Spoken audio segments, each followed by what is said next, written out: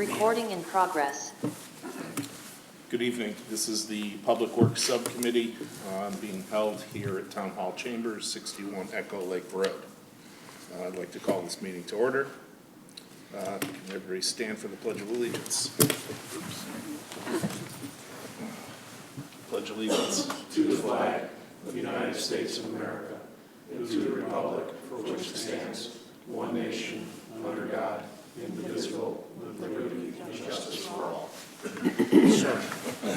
Roll call. Robert Raquel. Present. Robert Racina. Present. Ken Demers. Here. Gary Lafferty. Here. Rachel Ryan. Here. Okay. Public participation. Seeing we don't have any. All right. I need approval of the minutes for October 15th. Through the chair. Yes. I make a motion through the chair to approve the minutes of the October 15th, 2024 Subcommittee meeting. Okay. Any discussion? Okay, seeing none, all those in favor? Aye. Oppose? Okay, thank you. Correspondence, Chair. Yes, good evening. Usually I'm able to handle all the correspondence that comes our way, but this was a petition signed by approximately 40 to 50 residents off of Georgetown Drive and J. Ryan Way, where we put an island that was originally established under the subdivision about 20 years ago. When Georgetown Drive was paved a few years ago, that was the one missing thing that we had. So with the petition, we did our research and we studied the reason why it was there. And basically it was part of the subdivision for a sightline issue off of Bunker Hill, which needed 450. And we have the letter for the reply back to the residents. They needed 455 feet. All that's there is 155 feet. So when you're taking a left out of Georgetown to head towards Route 63, you have only 155 feet. So the island was put back in about 2 months ago, and the residents had a concern that they didn't want an island. But it was part of the subdivision requirement for that looped road to go in and out of Bunker Hill. So we're gonna, like I said, provide the memo that Paul did the research on. You could go out the other way on Georgetown Drive if you wanted to take your left or your right, but when you're on the far side of Georgetown Drive, it only gives you the option to take a right.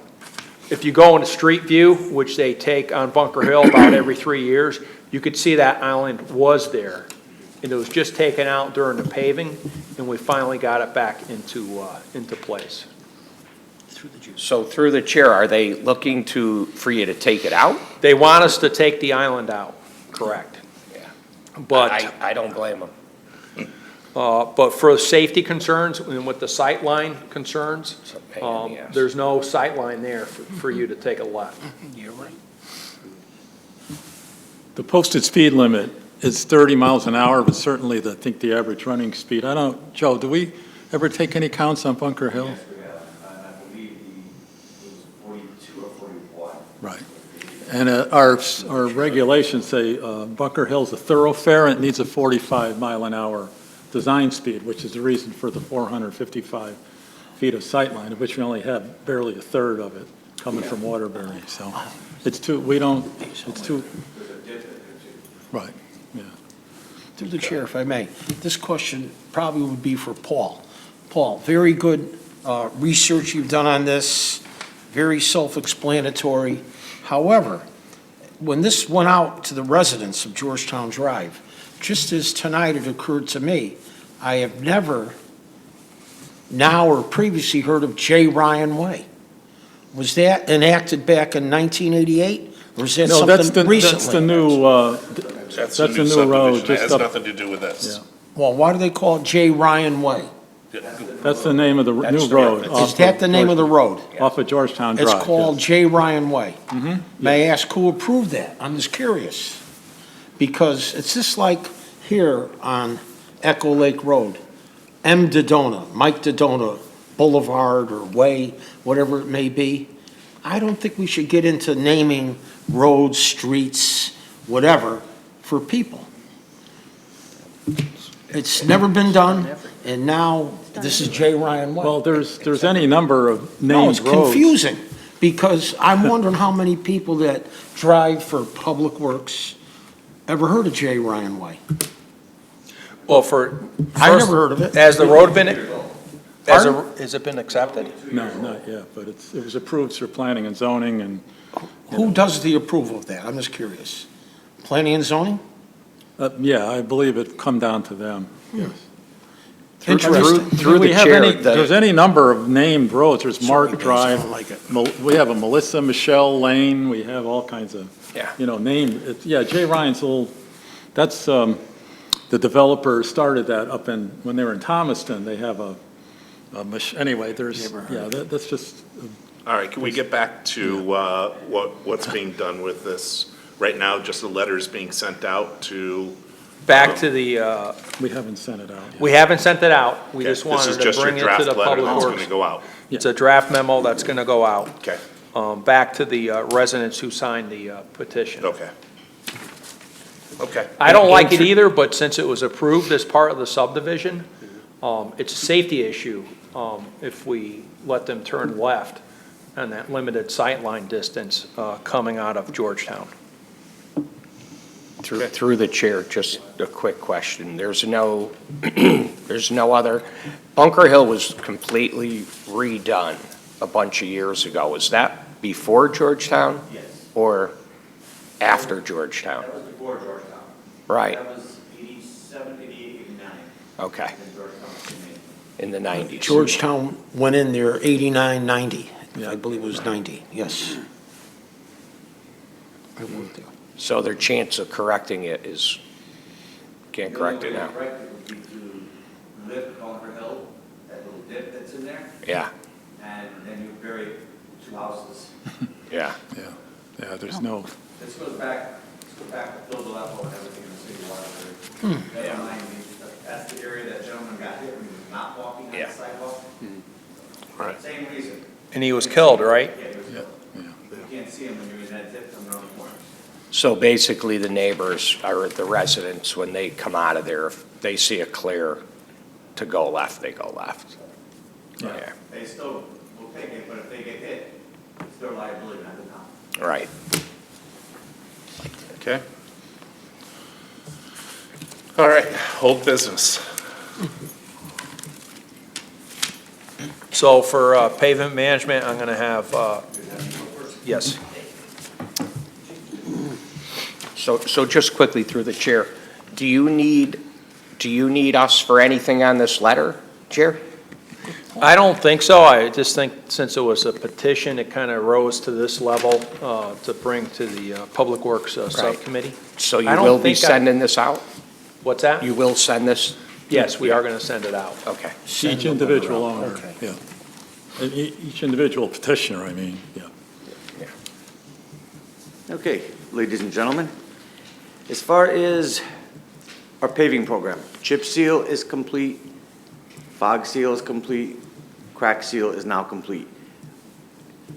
As far as paving and milling, we still have Hillcrest, Inglewood, Arcadia to do, and we're starting that Thursday, as long as weather holds up.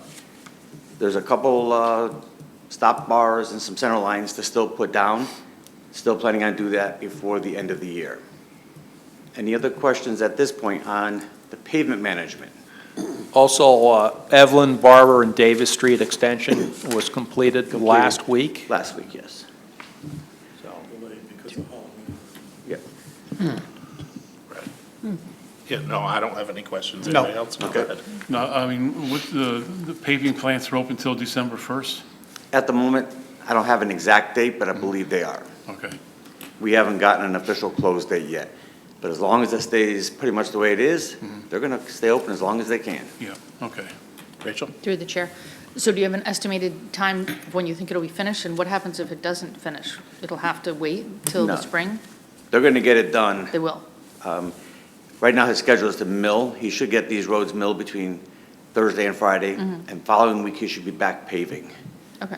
Okay, now, if it's cold in the morning, he's gonna have to wait a little bit for a startup time, but we'll work around that. Okay. It's not full-depth construction like Middlebury Road or Hungerford Okay. or Evelyn and Barbara, so it's, so we don't have to work the curbs, we don't have to work topsoil. No. We're just milling the road and we're gonna pave it. Oh, okay. Okay. Awesome, thank you. You're welcome. If there's no additional questions on pavement, I'll go to the Wilson Street Bridge. Basically, the project is complete. We removed all of the signs, the liability signs, on Friday, this past Friday. There was one drainage issue that we're waiting for heavy rainfall. Believe it or not, it hasn't rained since really 18 August. It's at the corner of Merriman and Wilson Street in Northfield where they intersect. Dayton and SLR and the town agreed to putting in a large French drain. But we're waiting for like 2 to 3 inches of rain to evaluate the condition that we had there. If it's not fixed, we do have some reserve funds from the project.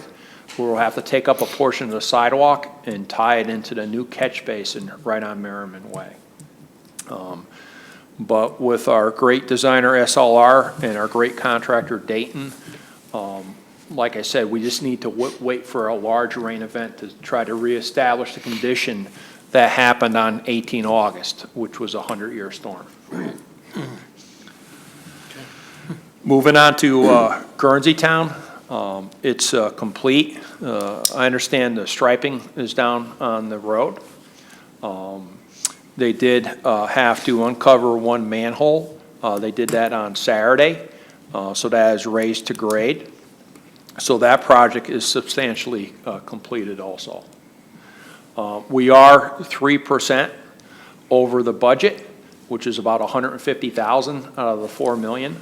And we're working with the NVCOG for those additional funds, since it was 100% funded by the state of Connecticut. Good, very good. So, pretty big project, both Wilson Street and Guernsey Town to get completed and improve our infrastructure.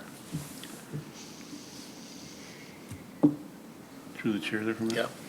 Yeah. Can I just go back to Wilson Street for a minute? You're saying you're waiting for a rainfall. Can they use like a fire truck and discharge? We looked at those items, but we think it's coming from a roof drain from a resident. That corner house where we could, I wanted to like flood another catch basin or flood the side of the road, but there's no way to like recreate that condition that we had with those like 6 to 7 inches of rain in a short period of time. But great thought, because I had the same thing too.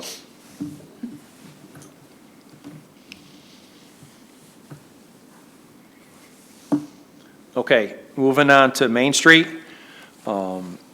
We have 3 purchase orders out, one for Time Bond, which is to give us a 35% design from French Street, just past Route 6 on Main Street. FHI also has another purchase order to give us preliminary discussions from French Street down to the Waterbury line. And SLR has the St. John Wall that we're gonna, they already did the borings and they already started the design. Our goal for that is to get it out to bid this coming late winter, early spring. But that's just for the wall. The Main Street's gonna be a lengthy process. We are gonna have public meetings and input from the town council and the multiple commissions and also the shop owners on Main Street. I'm briefing the police commission tomorrow night on the project. They wanted me to come in. This is the second time I'll be meeting with them to get into that detail for that. So that's the update I have on for Main Street. It's interesting. You're not on the agenda. Oh, they do have me on the agenda. I didn't see, the agenda came out, I saw it, unless they revised it, which is good. That would be of interest. They have me under correspondence. Thank you. So I'm just, even the chief doesn't understand why it's under correspondence. So, That's the chair. Anybody under Main Street? Yeah, go ahead, Gary. On Main Street there, you talk about the St. John Wall there. yes. I saw some machinery up there a week or so ago. Are they doing like test boring or something like that? Yeah, it's a tracked machine where they went down. Their goal was to get, 20 to 25 feet down, but they hit refusal or bedrock at about 8 to 9 feet in all 3 holes, which is a good thing and a bad thing. And at least the designers know where they have to anchor it to the bedrock for the St. John's Wall. We also met with the pastor or of the church and went over the details with them over a month ago for that. One of his contentions, which I didn't want to necessarily accept, is who's going to maintain the sidewalk as far as plowing snow off of the new sidewalk. And I said, we have 33 miles of sidewalk and the town can't really take on, additional parts. So that's like a item that I don't want to hold up the project. And when we get to that part, that's when we're going to have to deal with it. Because then all the other shops are going to say the town should take over the sidewalk maintenance in front of all the shops. And I don't want to accept that responsibility for the Parks Department. So.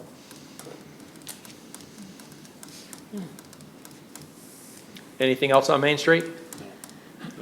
On ADA, I'm going to turn it over to Paul. Yes, the long-standing ADA sidewalk project is trying to move forward to get this out to bid. It has to be reviewed by NVCOG, which we submitted the latest revised plans to them. But we also had to submit to DOT because they had a long list of revisions and requests that affected every last sheet that we did. So that was just sent out to them today, so we're waiting for their review, and once that's finalized from DOT, we can get everything final submitted to NVCOG and hopefully get the thing out to bid for the spring. This is like the third set of review comments from the DOT and the third set of review comments from the NVCOG, as well as Weston and Sampson did a peer review for us. And I would have to give credit to the team, especially Jason, who's one of our engineer tech twos, for doing the design himself. If we went out to a consultant, it would have cost us about $500,000 to $700,000 worth of design, and we're doing it in-house. I always said I didn't know what Jason is doing, but now I know with this project, what he's doing. So it's a lot. Any questions? Before you move on to the next one, I got to back up to the Main Street one again. Is the Hemingway Park Road change involved in the Main Street project? Or is that a separate project? No, with this scope of work to Ty and Bond, we have a preliminary design that we're going to work with Ty and Bond so they could have bid documents for Hemingway Road, which will make it a one-way in off of Main Street. Right, okay, Good move. thank you. That's good. Good question. That's good.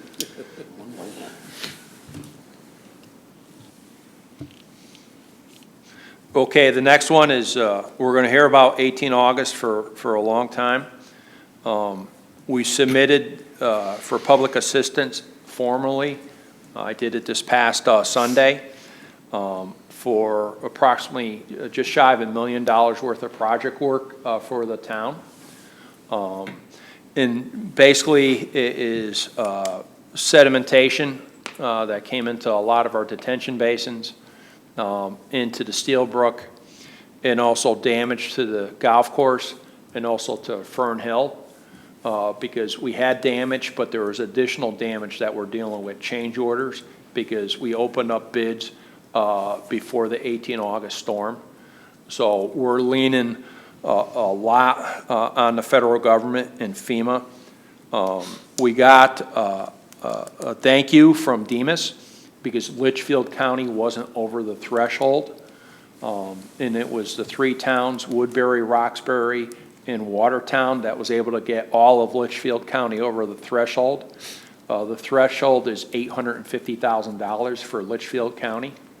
However, they worked their metrics, and with us coming in, they were able to turn on the third county, New Haven, Fairfield, and now Litchfield, for federal funding to support us at a 75-25% reimbursement. Bob's going to cover some of the damage when he gets to detention basins and drainage work. On that, I've noticed coming up Main Street, Oakville, that the Pinchot Pond now seems to have a course of rock on top of the sand pile that was there. Is that also gonna create an issue where the water's not gonna be able to flow as quick, so it's gonna back up into the streams again? Correct. We had FEMA in about 3 weeks after that event. I had them at the Pinchot Pond. I pointed at it and said, we need like $2 million. We'd like to really remove the dam, but you can't remove the dam until you get out the sediment. They told me I couldn't put that into public assistance because it's private property. So, but it backs up, it stacks up all the way up the Steel Brook from that point. I do remember. That must make it worse now, right? It makes it a lot worse. The DOT is going to clean up between the bridges. We jumped on it a year ago, and as I was looking at the maps, I threw down in the DOT, especially all the work I saw them doing in Southbury, Oxford, and Seymour, and saying, wait a minute, this is your work. So they are going to clean up underneath their bridge 73, between the two bridges, but they're not going to do Riverside. But we're going to get a small piece of equipment under there while they have a contractor working, and we're going to push it to them to get it out from underneath that area.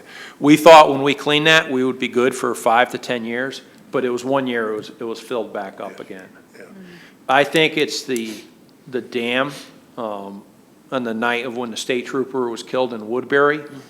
When that dam let loose, I think all the sedimentation behind that dam has come down to those two locations, the Pinchot Pond and between 73 and Riverside. So it took that amount of time to make it to that location. So. Okay.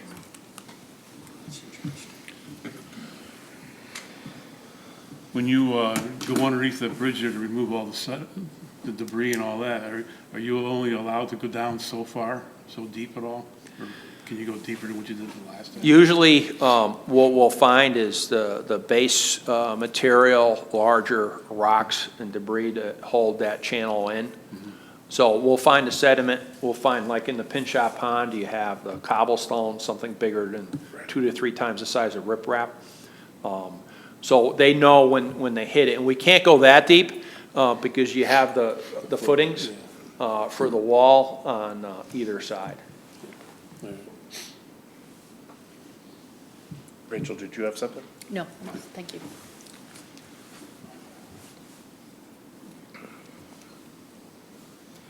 Okay, and that, now I'm going to turn it over the next one to Joe. Okay, as far as Fern Hill, Northfield Road, Smith Pond Road, and the area of Otis is also being repaired. The area of Northfield and Otis is complete.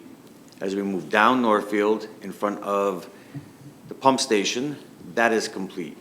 We have a change order in for Smith Pond, Northfield, due to the existing 36-inch water main, as well as there's an 8-inch line that was there that used to feed the old park department building on Northfield Road. There's a thrust block there. The city of Waterbury is worried that it's going to let go, as well as our water and sewer department, so we did a design change. I saw an email come in. The contractor still wants to make an additional change from what we put down on a plan, so I will discuss that with him tomorrow or Thursday, and we'll get that in the works to finish that up. The golf course, the swale in the upper parking lot is complete. The check dams are in. He's going to seed it for the winter, and hopefully by that time in the spring, everything is nice grass growing and nothing washes out. That area, when the water comes off the golf course and off the upper parking lot, should now get down to Merriman Pond without any trouble. The pipe and the catch basins in the parking lot are about 75% complete. And as Jerry had said, we found more damage from the end of the parking lot to the pond itself. We are looking into how to take care of it. We have a plan. Hopefully FEMA is going to pick up most of it, because once we do this repair, if we don't get it taken care of, it's just going to blow the road out again. Does anyone have any questions? It's a, what, a 48-inch pipe? It's a 48-inch pipe that's half to 3/4 full of rock and sedimentation. That moved during the 18 August storm. And then since it couldn't flow anymore, it came up and over the road and washed out the sections of the golf course road coming in. This is, we did a quick study on GIS. We have 97 miles of underground pipe in the town. So this is just 500 feet Yep. of pipe that we have. And it is corrugated metal, which is also deteriorating.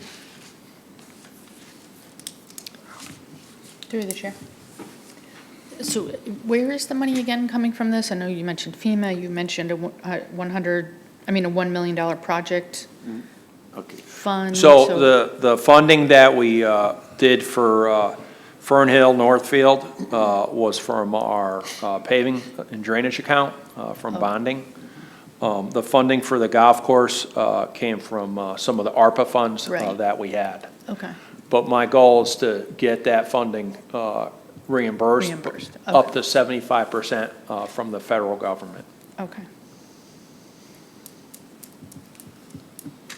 Does that include the money, the ARPA funds too? We might get those reimbursed? Yes, but then we'll have to come to town council to get them reappropriated Yeah. to the accounts, to the right accounts Okay. for that.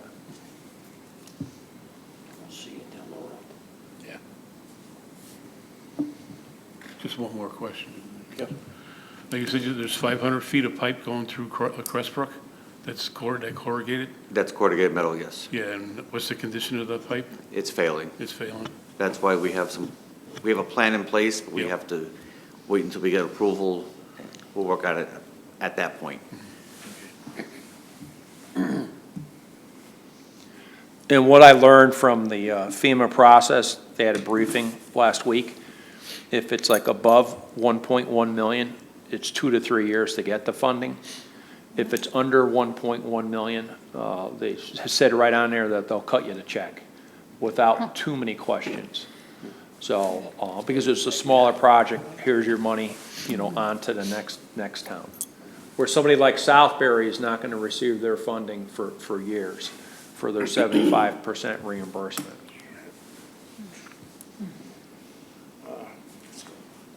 Okay. Any other questions? The next one, I'm gonna turn over to Bob for the drainage work and detention basins that we have going on throughout the town.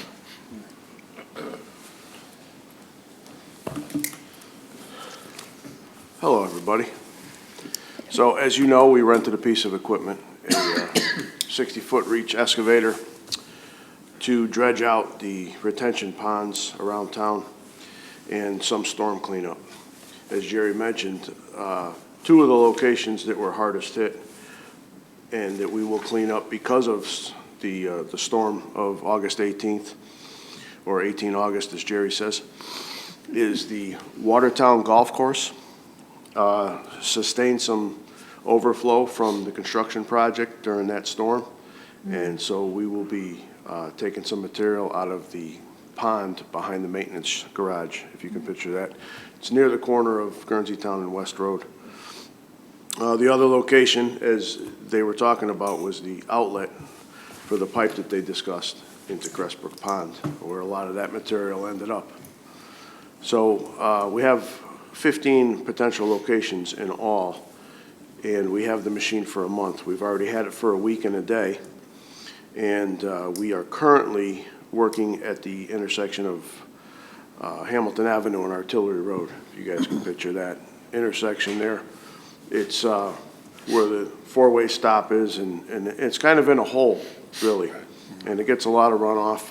And it was my understanding that years ago that was a skating pond, but it has since filled in, and with the sediment from the four corners from sand and salt and everything else. And what that area does specifically is it stops all the sediment from going into Lake Winnemog, which basically is what we're trying to avoid by doing all of this. In the big picture, we're trying to stop everything from going into Long Island Sound. But if you look at the map of, an aerial map of Lake Winnemog Road, or Lake Winnemog, you would see where there's a lot of sediment building up, and we're trying to catch it before it gets there in an easy location to grab. So that's why we're there at that intersection. And the other retention basins, like we've done Hilltop Avenue off of Shaw Farm, if you could picture that, it's a very deep retention basin. We did have a company go in and do some preliminary work in there because, well, for one, it's very deep. It's hard to access that retention pond. That one's done. There's still some cleanup work to be done there, like putting the guardrail and the fence back in. Lake Winnemog by Barnes, if you could picture that, there's a pipe that crosses there from the little pond on the, it would be the north side, across to the south side. That always backs up and floods during the storms. Ice House, just in from Echo Lake. Echo Lake and Ice House, there's an issue there in the brook. Bunker Hill, east of Middlebury, about halfway between Middlebury and Davis Street Extension. Both sides of the road there, there's some work to be done. It looks like a swamp, but it really should be reestablished as a brook. We have some logistics issues with that. One side is private property. We need to access through a driveway. The other side, we're trying to figure out how to get under the power lines. Curtis Lane, there's two on Curtis Lane that's fairly new, that development, but they need to be dredged. Old Farms, maybe 500 feet in from Fern Hill Road. Southview Drive, which has already been done, Southview at Route 6. Buckingham Street at Nova Scotia on the north side of the, no, that would be the east side of the intersection, has already been done. Claxton Avenue, there's two in there. That's a fairly new development. Woodgate and Echo Lake Road is another one that we'll get to, hopefully. And Pondview Drive across from G's Burgers, if you could picture that one. That one's going to be a little difficult to access because what would be the west side of the retention pond backs up to all the houses, and a lot of those are built right to the edge of the pond. So we might not be able to get all of that material, but we'll get most of it as best we can. I do have a crew out doing some prep work in those retention ponds, clearing the path for get that big machine in there. If there's any trees growing in the way, we're doing some mowing. So we have it for a month. So we have a little less than 3 weeks left. And all those areas that you just listed all need that piece of equipment? They need it to a certain extent. Because we only have it for a month, an example is Southview Drive at Route 6. We got everything that we could get with the machine on the far side, and anything that we can get with our own machine, we left behind. So because it's a rental machine, we only have it for so long. Right. So if we can get it with our own machines afterwards, then we will. A lot of these basins, we have to go back, like I mentioned, Hilltop, we have to go back, put the guardrail back in place, the fence back in place. So there's some work to do after we're done and we hand the machine back. But we're trying to make the best time we can with the machine. And we'll do the cleanup work after we hand it back. And one more question for you. How long has it been since these have been cleaned? Some of them I have answers for, because I know they were done during my time as a superintendent. But then there's some that nobody has any recollection. I don't know if you guys know Ray Aubin. He's been working for the highway department since the 70s. And an example is the one at the intersection of Hamilton and Artillery. He doesn't remember that ever being cleaned. And is that because we don't have the equipment? and Correct. Nobody rented the equipment previously to get it done? Correct. Yeah, this machine that we rented is specific for dredging, retention ponds, swamps, waterways. It's a long reach, but it's a relatively small bucket, and it's got holes in it to drain the water out, so you're getting just the muck out of these ponds. And I guess I look at you as, is this something that we should be looking into purchasing down the road sometime when, and so we keep these on the list, so we cut down on some of this. No, I think we definitely have other pieces of equipment that we need to purchase. This is a great sweet spot for us to rent for 1 month. It'd be great to have a 60-foot stick, but there's, Bob could go on for a few more hours on the equipment needs for highways. So this is just the right piece of equipment for 1 month out of the year. You know, knock on wood, or the guy who doesn't want rain but now wants rain, you know, for the Wilson Street Bridge. They've been, highway department and the engineering department have been hitting it out of the park, because every single day it hasn't rained, we're able to get that much more work out of it. And when we rent something like this, we basically rent it for 3 weeks and we get a week for free.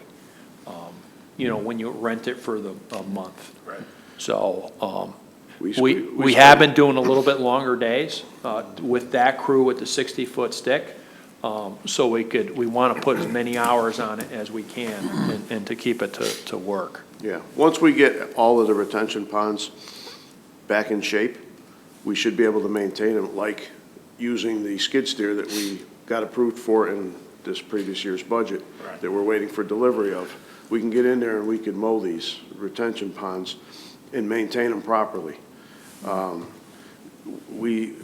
It costs us $11,000 to rent the machine for 1 month, but the purchase price of that machine is $334,000. So for me, it's well worth the rental. Yeah. And then once we get to the point where, you know, maybe after 5 years, we don't need to rent it anymore, we can just use our equipment to maintain it. Right. Just a quick question through the chair. We've only been talking about detention basins on town property, correct? Yes. Correct. There's about 75, 76 basins in the town. We have, and I might be off by 1 or 2, we own 50.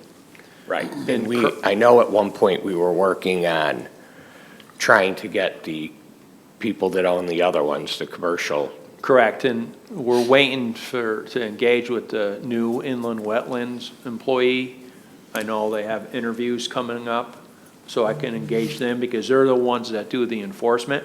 We're Okay. willing to help and to show them the ropes on how they have to, because it's in their permits that they approve from inland and wetlands to approve subdivisions and Right. commercial property. They're the ones that have to enforce it. There has been 2 recent ones cleaned in the past month, thanks to the Mr. DeVito, who helps with the housing authority. He came to me and said, what do we do? And I gave him the guidance, and he's got them cleaned already.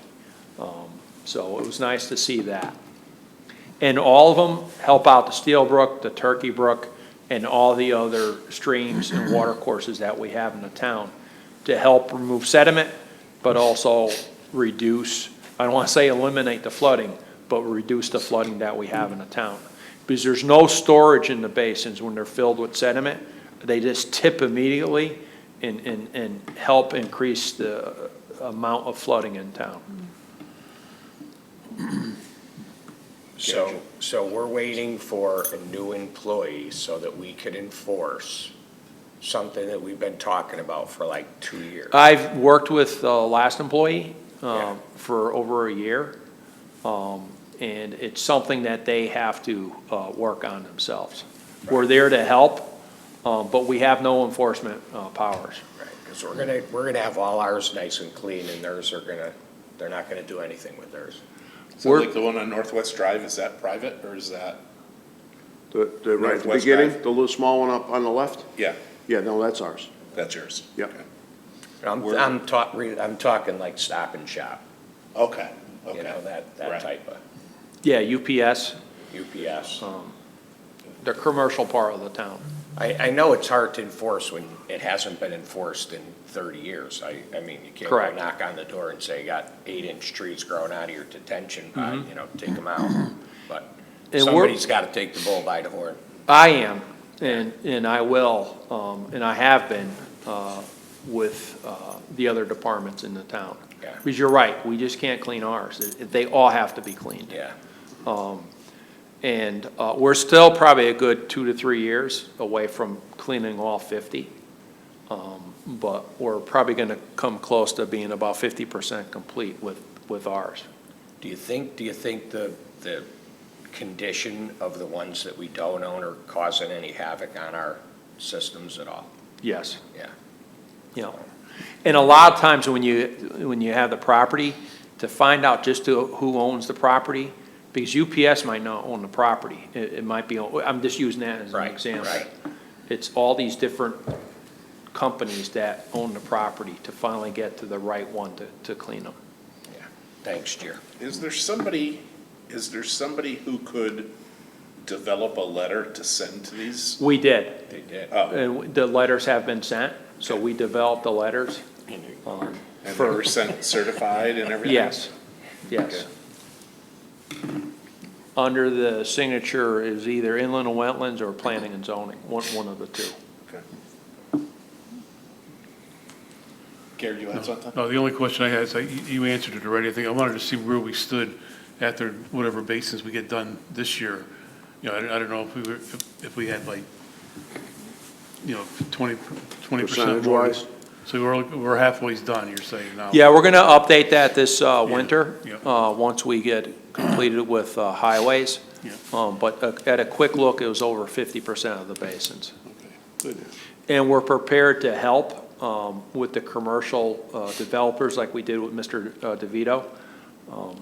I think it's Dan Yes. DeVito. Yeah.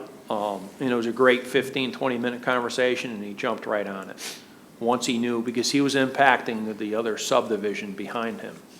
And then once he knew that, he asked for some help, and I was actually able to look at him last Thursday or Friday.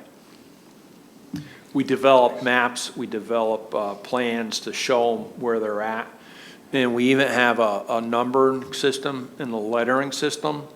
So if it's a number, it's town-owned, and it'll say town-maintained with a number and a location with the sign on a picket.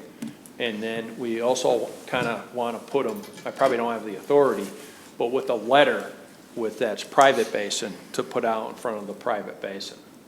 Because probably half of them or a third of them, like, we don't even know where they're at, or you can't even see them. Right. And once we get through all of them, we have to start back from number one again. But it'll be a lot quicker for us to get through it.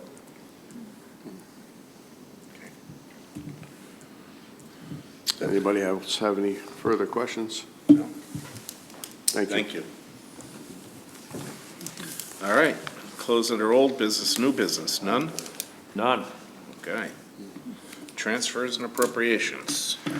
Okay, the last letter in the packet is a draft letter from myself to the town manager requesting for appropriation for a steep grant, a reimbursement grant. It's for $602,606.01 for the highway garage improvements. We received a 2023 STEEP grant, and it was approved on April 17th by DECD, and it's a 80-20 split.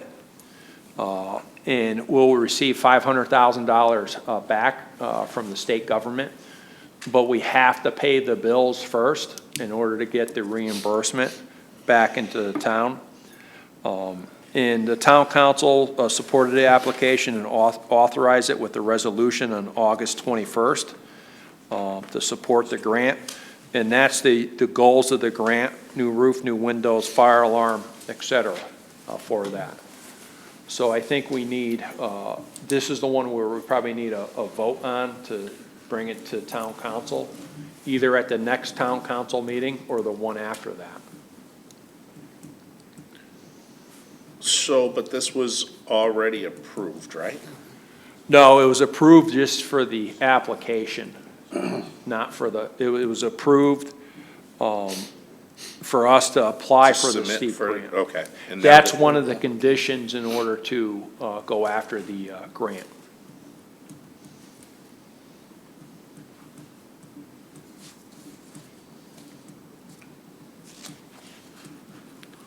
So what exactly are you looking for a motion for on this? Motion to bring this forward to the town council for the $602,606.01, which $500,000 would be reimbursed back to the town once the work is invoiced and completed. Somebody want to make that motion?